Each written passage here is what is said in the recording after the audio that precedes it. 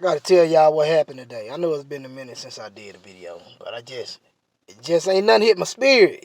I go with the way it hit me for me to make a video.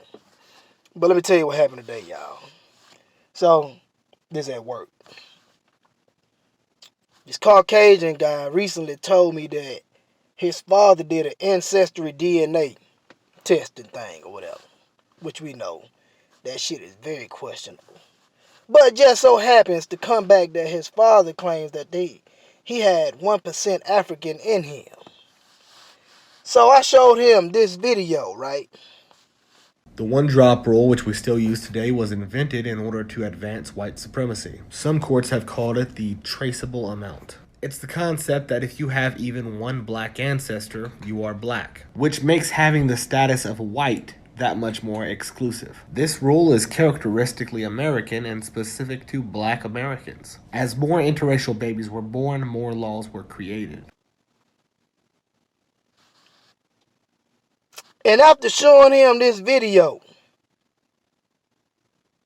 man, the dude looked like he wanted to cry.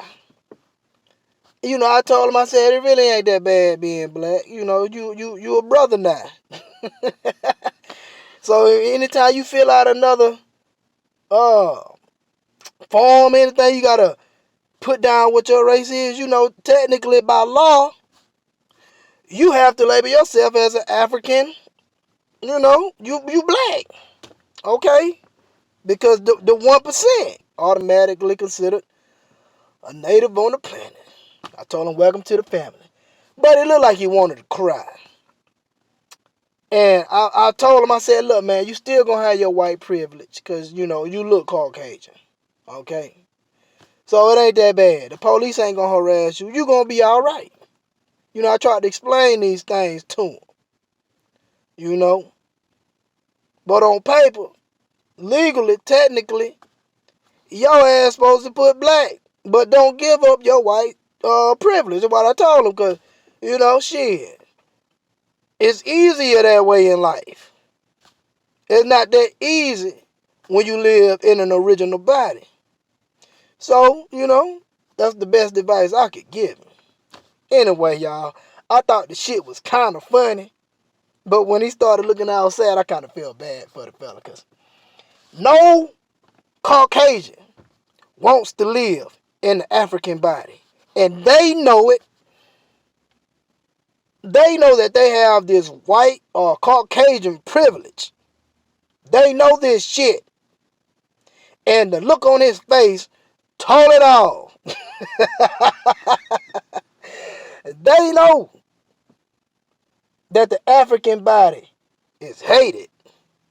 They know that racism is all in their family members. Behind closed doors, when they in home. Okay, they know the conversations. They know it. They know the derogatory things that are being said against the original owners of the planet. So-called black people, that is.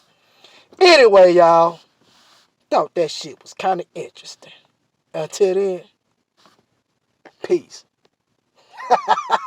That shit was funny, though, in a way.